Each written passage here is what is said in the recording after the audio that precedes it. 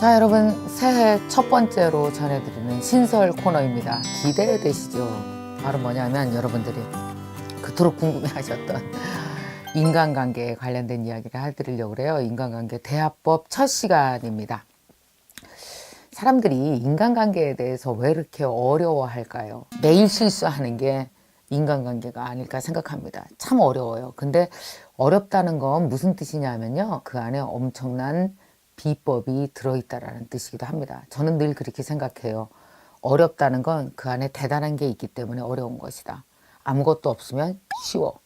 자, 인간관계가 어렵다라는 거는 그 안에 대단한 게 있기 때문이에요. 그리고 엄청난 살아가는 데 있어서 이득 볼 것들이 그 안에 다 있습니다. 남을 이용하려고 그러면 절대로 안 되고요. 인간관계를 잘하는 사람들의 특징을 먼저 하나 말씀드리면, 자기를 이롭게 함과 동시에 상대를 이롭게 해요. 그게 인간관계의 가장 중요한 법칙이기도 합니다. 자, 상대도 이롭게 하고 나도 이롭게 하는 인간관계 대화법 무엇이 있을까 찾아보고요. 철학적으로 한번 고찰도 해보고 실질적인 노하우도 해보고 또 거기서 실행도 뽑아내서 한번 실천해보고 뭐 이런 것들을 우리가 이 인간관계 대화법에서 진행을 해 나갈 겁니다. 제일 심각한 문제부터 짚어 나갑시다. 제가 보기에 가장 어려워하는 부분은 뭐냐면 인간관계 자체를 굉장히 부담스럽게 생각하는 거예요. 거기에 대한 이점을 너무 모르시는 것 같아요. 알면 아주 발벗고 뛰어다니실걸요? 근데 몰라서 그런 거예요. 그러니까 왜 우리가 무엇인가 사용해보고 너무 그것이 좋고 편리하다라는 걸 알면은 다소 불편함이 있다 할지라도 노력을 할 겁니다. 근데 사실 몰라서 그렇게 여러분 안 하시는 거 아닐까요? 내가 원하는 모든 것들이 그 관계 속에 있을 가능성이 무진장 높거든요. 우리가 인간관계를 어느 정도 두려워하기 시작했냐면요, 요즘 사람들이 전화하는 것조차도 무서워해요. 관계의 기본이 사람과 대화를 하는 거거든요. 근데 요즘 여러분 어떤 대화 하십니까? 주로 카톡 대화를 하죠. 그리고 전화통화해서 얻는 정보와 카톡으로 대충 해서 하는 정보와는 너무나 그 질이 다르고 그 깊이가 다르거든요. 전화통화하는 걸 무서워한다는 건 만남은 더 무서워한다는 뜻이에요. 여러분 뭐가 제일 편하세요? 네, 그럼 문자로 하겠습니다. 제가 전화 드리겠습니다. 언제 한번 밥 한번 먹으면서 얘기하죠? 느낌이 어떠세요, 여러분? 굵직굵직한 무게가 느껴지지 않습니까? 만났을 때는 훨씬 더 강도 높고 깊이 있는 것들이 교류가 일어난다는 거예요. 여러분, 문자로 할 수 있는 교류의 양과 만나서 할 수 있는 교류의 양과 친밀도와 진실성과 서로 주고받는 양의 자체가 이건 완전히 다릅니다. 자전거 뒷좌석에 싣고 가는 거 정도가 문자라면 트럭으로 싣고 가는 게 사람 만나서 이루어지는 일들이거든요. 이걸 부담스러워해서는 절대 안 되는 거죠. 성장할 수가 없습니다. 사람이 만날 때마다 성장하거든요. 만날 때마다 엄청난 것이 교류가 되거든요. 자, 한번 예를 들어볼까요? 제가 어디로 뭐 부산으로 강의 가요? 그러면은 사람들이 댓글이 엄청 달립니다. 선생님, 저 진짜 직접 보고 강의 듣는 게 제 소원이에요. 제발 소원을 이루셨으면 좋겠어요. 오십시오. 여러분, 그냥 제 유튜브로 제 강의를 듣는 것보다 직접 와서 듣고 하는 거는 완전히 달라요. 그 이유가 뭐냐면 휴대폰으로 보는 것과 사람과 사람이 만나서 에너지를 직접적으로 교류하는 것은 엄청난 차이가 있거든요. 더군다나 뭐가 있는지 아세요? 내가 이 사람을 만나기 위해서 내 몸이 움직여서 버스 타고 여기까지 왔어가 여러분에게 엄청난 양의 확신을 주게 돼 있습니다. 제가 사실은 몇 년간 사람을 안 만났었어요. 직접 찾아오는 사람은 만나고 내가 누군가를 만나기 위해서 무슨 조찬 모임을 간다든지 무슨 토론 모임을 간다든지 아니면 무슨 뭐 CEO들 모임을 간다든지 사실 제가 그거 엄청 많이 했었거든요. 좀 지쳤었어요. 지난 한 5년간 잠시 멈췄었거든요. 제가 아쉬울 게 없다고 생각을 했어요. 솔직히 고백하는 겁니다. 왜냐하면 일을 열심히 했고요. 책도 많이 읽었고요. 여행도 갔고요. 근데 묘하게 뭐 하나가 빠져 있었냐면요, 사람 만나는 게 빠져 있었어요. 내가 놓친 게 너무 많다라는 걸 바로 얼마 전에 제가 느꼈습니다. 제가 사실은 2018년도 끝물쯤 해서 사람에서 배운다는 게 무엇인지를 충격적으로 느낄 수 있는 사건이 있었어요. 한 번은 한 모임을 갔는데요. 젊은이들이 자신의 사업 성공 노하우들을 막 발표하는 자리였었거든요. 사실 옛날에는 그런 모임 정말 많이 나갔습니다. 일주일에 2-3번씩. 그런 모임에 자주 나가고 사람을 대하고 사람을 알고 그 사람과 친밀해지면서 내가 얼마나 많은 깨달음이 있었는지를 잠시 잊었던 것 같아요.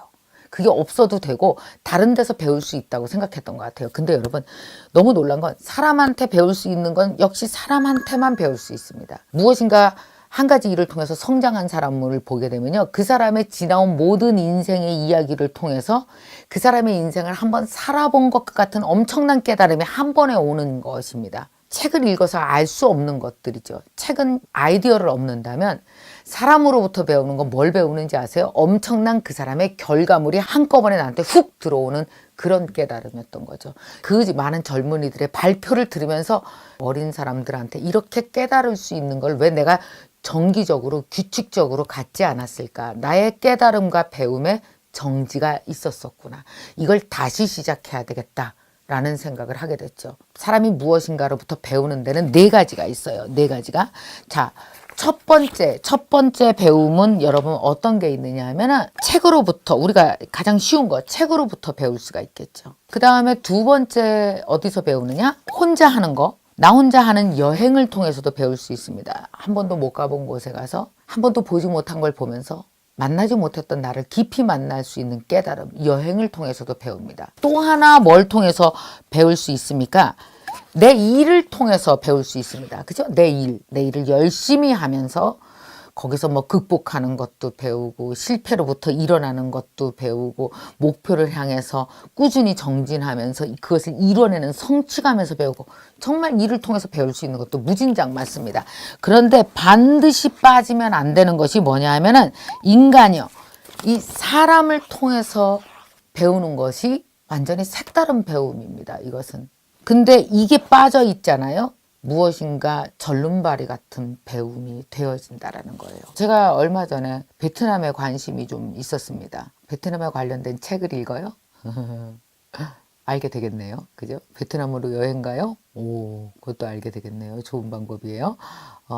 근데 진짜 베트남에 오래 살아본 사람, 베트남에서 사업을 해본 사람, 거기서 실패와 성공을 거듭해본 사람을 만나게 되면 어떤 일이 벌어질까요? 가장 현실적인 배움을 그 사람한테 얻을 수 있겠죠. 자, 그렇다면 그런 사람은 어떻게 만날 수 있을까요? 여기가 문제입니다.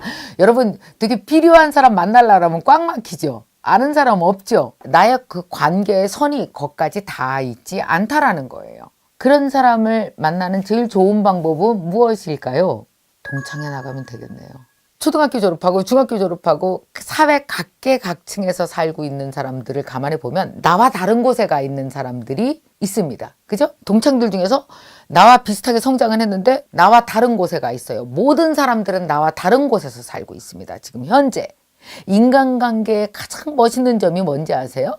나와 다른 곳에서 산 30년의 노하우를 나한테 기꺼이 전수해 주거나 나에게 도움을 줄 수 있는 사람들이 세상에 널려 있다라는 거예요. 아무리 집에서 혼자 공부하고 여행도 갔다 오고 한다고 할지라도 나와 다른 장소에서 살고 있는 사람으로부터 얻을 수 있는 인사이트를 얻을 길이 없잖아요. 결국 그거는 그 현실적인 조언과 배움은 그 사람이 갖고 있습니다. 그럼 그 사람을 만나려는 노력을 내가 했어야 되는 거죠. 그게 바로 뭐예요? 그게 바로 인간관계입니다. 그래서 제가 베트남에 대해서 되게 알고 싶어갖고 대학 동창들 카톡방에 있어요. 내가 거기다 올렸어요. 내가 베트남에서 이런 일을 하고 싶어. 그래서 베트남에 대해서 아는 사람. 그랬더니 금방 카톡이 왔어요. 베트남에 너 그거 모르냐? 30년 된 친구 우리 동창 거기 살고 있는데 세상에 너무 감사한 일이죠. 그러나 너무 미안하게 나는 그 친구에게 부탁을 해야 되고 그 친구에게 빚을 지게 될 겁니다. 그러면은 나는 그 친구에게 언젠가 또 빚을 갚게 되겠죠. 이렇게 서로 교류가 일어나면서 사람으로부터 얻게 되거든요. 그래서 여러분 인간관계 지금까지 소홀하셨던 분이 있다면 제가 올 한 해 여러분에게 꼭 부탁하고 싶은 게 있어요. 그게 뭐냐 하면요. 본격적으로 교류를 한번 시작해 보시죠. 단절된 상황에서는 배울 수 있는 재료가 너무 작아요. 이 세상에서 배울 수 있는 최고의 재료가 바로 나와 다른 사람입니다. 그죠? 그러면 이 교류를 적극적으로 한번 해보세요.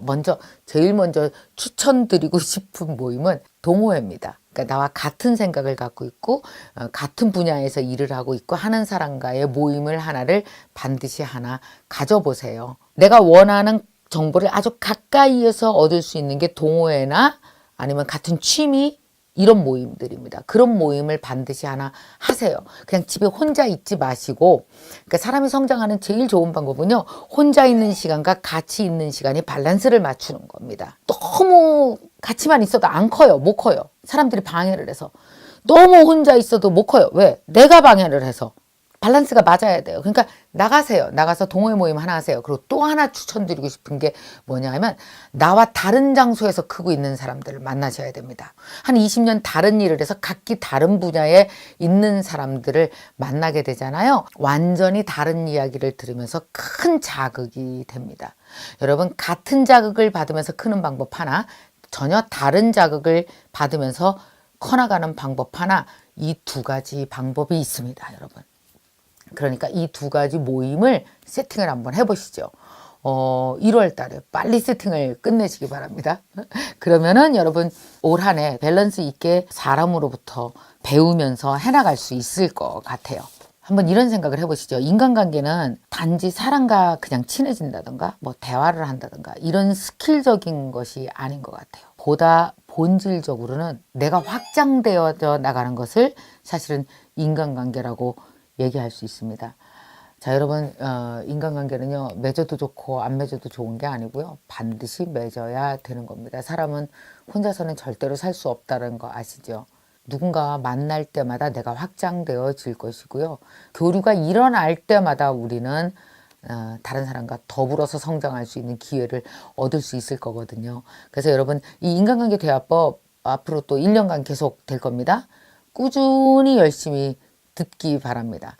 그래서 여러분이 다른 사람과 더불어서 성장할 수 있는 좋은 기회, 지금까지 전혀 알 수 없었던 인간관계의 큰 비법, 이득, 나만 이득이 아니고 누구요? 상대방도 이득이 될 수 있는 그런 방법을 여러분들이 꾸준히 배워나갈 수 있을 거라고 생각합니다. 사람의 배움이 4가지가 있다고 그랬어요. 정리해드리면, 첫 번째 뭐예요? 책에서 배우고, 여행에서 배우고, 내 일에서 배운다. 이 모든 것들이 단계적인 성장을 이뤄나가는 거잖아요. 책은 기초 아이디어를 얻고, 여행은 나를 돌아보는 시간을 갖고, 그 다음에 일을 통해서 내가 발전하고 성장하고 무엇인가 성취해 나가는 걸 얻는 거잖아요. 근데 인간관계는 뭡니까? 거대한 샘플입니다. 또 다른 나를 만나는 방법이죠. 또 다른 나의 거대한 샘플입니다. 나와 전혀 다른 사람들을 통해서 아주 현실적으로 배우는 게 바로 사람한테 배우는 거거든요. 혹시 그게 빠져 있었다면 반드시 세팅하시기 바랍니다. 이것도 역시 미션이 있습니다. 인간관계 대화법, 이거는 정말 실행을 해야지 우리가 이게 실질적으로 스킬이 늘지 않겠습니까? 그래서 여러분에게 인간관계 대화법 미션을 드리겠습니다. 오늘의 미션은 여러분이 올해 나의 인간관계를 위하여 2가지 모임을 세팅한다면, 아까 말씀드렸어요. 2가지 모임. 하나는 뭐예요? 나와 같은 생각, 같은 뜻을 가진 사람. 하나는 나와 전혀 다른 장소에서 성장하고 있는 사람. 이 2가지가 밸런스가 맞아야 된다고 제가 말씀드렸잖아요. 그죠? 이 2 모임을 나는 이런 데를 한번 나가보겠다라는 것을 여러분이 고민하시고 잘 서치하셔서 2개를 써주시면 되겠습니다. 자, 이 숙제 여러분 잘해서 댓글로 쫙 올려주시고요. 또 유튜브 대학 등록해서 다니신 분들은 카페에 올라가서 좀 더 자세하게 해주시기 바라고요. 우리 인간관계 대화법으로 다음 시간에 또 만나겠습니다.